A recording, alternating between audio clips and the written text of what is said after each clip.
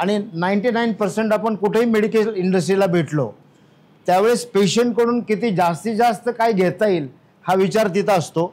डिंबा फॅमिलीकडं पेशंटला किती जास्तीत जास्त देता येईल हा विचार बऱ्याच वेळा बघायला मिळतो. तुम्हाला सगळ्याचा अनुभव असला. आम्ही एंजिओग्राफी केल्यानंतर लक्षात आलं की काही ब्लॉकेज आहेत मला. सो मी सिन्सिअरली ठरवलं की आपण या गोष्टी फॉलो करू शकतो आणि कमिटमेंट असल्यामुळं मी जवळजवळ 17 किलो वजन कमी केलं माझं.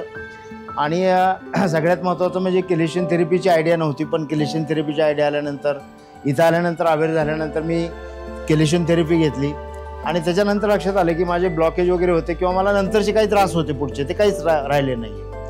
नंतर हा माझा जो पर्सनल एक्सपिरियन्स मी काही माझे मित्र किंवा काही लोकांना सांगितलं. बरेचसे लोक डिंबा फॅमिलीबरोबर जोडली गेली. इव्हन आउट स्टेशनचे आहेत, लांबचे आहेत. आणि सेकंड थिंग की पुन्हा माझ्या एक भावाचा अनुभव मला असा होता की तो शेती करायचा गावाकडं आणि त्याला त्या ठिकाणी त्याला अटॅक आल्यानंतर त्याला हॉस्पिटलला नेलं गेलं, पण तिथं जी ट्रीटमेंट त्या टायमाला व्हायला पाहिजे होती झाली नाही त्याला. तो साधारण 15 दिवस तो असा बसून असायचा, त्याला झोपता येत नव्हतं, श्वासच घेता येत नव्हता. 15 दिवसानंतर मला कळवलं गेलं, तोपर्यंत मलाही माहीत नव्हतं. मी त्याला इथं बोलवल्यानंतर मी सरांशी भेटवलं. मग आम्ही त्याला ज्यावेळेस इथं बघितलं एंजिओग्राफी केल्यानंतर त्याला 2 ब्लॉकेज होते फक्त आणि 5-5, 7-7, 8-8 ब्लॉकेजची लोक इकडे व्यवस्थित झालेली मी बघितलेलं आहे. तर 2 ब्लॉकेज होते आणि त्याचं हार्ट निकामी झालं होतं. 30% हार्ट फक्त वर्क करत होतं. आणि यावेळेस ज्यावेळेस सगळ्या ह्या गोष्टी बोलल्या तर मग सरांच्या मार्गदर्शनाखाली मी त्याला हॉस्पिटलला प्रायव्हेट कुठे ॲडमिट करण्यापेक्षा मी ससूनला घेऊन गेलो. त्याचं कारण आहे की तिकडं ज्युनियन मला तिथून ओपिनियन मिळालं. राईट. तिथं मला सरांच्याच ओळखीने एक डॉक्टरांनी सांगितलं की याची तुम्ही एंजिओप्लास्टी नाही करू शकत, हा राहणारच नाही पेशंट, कारण याचं हार्ट एवढं कमी काम करत आहे. राईट. मग सरांच्या इकडे येऊन परत आम्ही केलेशन थेरपी स्टार्ट केली त्याची. राईट. आणि स्टार्ट केल्यानंतर त्याचे 30-35 केलेशन झाल्यानंतर आत्ता माझा तो बंधू आहे तो ॲब्सोल्युटली नॉर्मल आहे. त्याची तब्येत नॉर्मल आहे, त्याचे टॅबलेट सगळे कमी झालेले आहेत, त्याचं हार्ट फंक्शन इम्प्रूव्ह झालेलं आहे आत्ता. राईट. आणि त्याला कुठलाही त्रास होत नाही. म्हणजे थोडक्यात सांगायचं म्हणजे की ज्याची गॅरंटीच नव्हती कुठलीच, आज तो 100% त्याचं आयुष्य जगू शकतो. त्याचं वजन व्यवस्थित आहे, त्याची तब्येत व्यवस्थित आहे. या सगळ्या गोष्टी हा आमचे पर्सनल अनुभव आहेत डिंबा फॅमिलीबरोबरचे. ऑफिस स्टॉप खूप चांगला आहे, सगळ्याचं कोऑपरेटिव्ह नेचर आहे.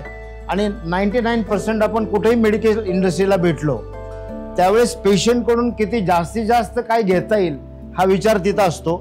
डिंबा फॅमिलीकडं पेशंटला किती जास्तीत जास्त देता येईल हा विचार बऱ्याच वेळा बघायला मिळतो. तुम्हाला सगळ्याचा अनुभव असला बरोबर का. हेल्थ कशा पद्धतीनं प्रिव्हेंट केली जाते, कशा पद्धतीनं आपण फिटनेस चांगला ठेवू शकतो हे डिंबा फॅमिलीकडे आपण इथं आल्यानंतर आपल्याला अनुभव मिळतं. हाच एक्सपिरियन्स जर आपण लोकांशी शेअर केला, 4 लोकांना सांगितला, या ठिकाणी पाठवलं तर 100% आपल्याला बऱ्याच लोकांचे ब्लेसिंग्स घेता येईल. अलीकडे पैशापेक्षा ब्लेसिंग्स कलेक्ट करणं हे खूप मोठी गोष्ट आहे. आणि अलीकडे पैसाच लोक कलेक्ट करतात. पैसा कलेक्ट करून जर माणूस वाचणार असता तर झुंझुनवाला 44,000 कोटीचे मालक राहिले असते. म्हणजे पैशाने नाही वाचणार आहे आपण. तर अशा प्रकारच्या ट्रीटमेंट किंवा अशा प्रकारची इन्फॉर्मेशन, अशा प्रकारचा अवेअरनेस हे समाजात असणं खूप गरजेचं आहे. आणि अलीकडे तो खूप कमी आहे. आणि पुण्याच्या 100 किलोमीटरच्या परिघात तर खूपच कमी आहे. त्याचं कारण गुंठ्याचा रेट एवढा वाढला आहे की माणसाला असं वाटतं की पैसे तुम्ही काही करू शकतो, काही करू शकत नाही.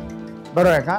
आणि म्हणून आपण डिंबा फॅमिलीचा हा वटवृक्ष सगळ्यांनी वाढवण्यास मदत करावी. आणि 100% याच्यामध्ये फक्त माउथ रेकमेंडेशन हा एक पॉवरफुल टूल आहे. त्याला जर वापरलं तर आपण खूप मोठं काम अचीव करू शकतो. आणि 2047 पर्यंत जे मिशन आहे त्या मिशनमध्ये 100% आपण सगळे सहभागी होऊन डिंबा फॅमिलीची ही जी म्हणजे वडाचं झाड आहे, ज्या राईट मुळ्या आहेत त्या वाढवून 100% खूप मोठा एक वटवृक्ष उभा करू शकतो. सो थँक्यू मला इथं बोलवल्याबद्दल आणि 2 गोष्टी बोलल्याबद्दल. थँक्यू.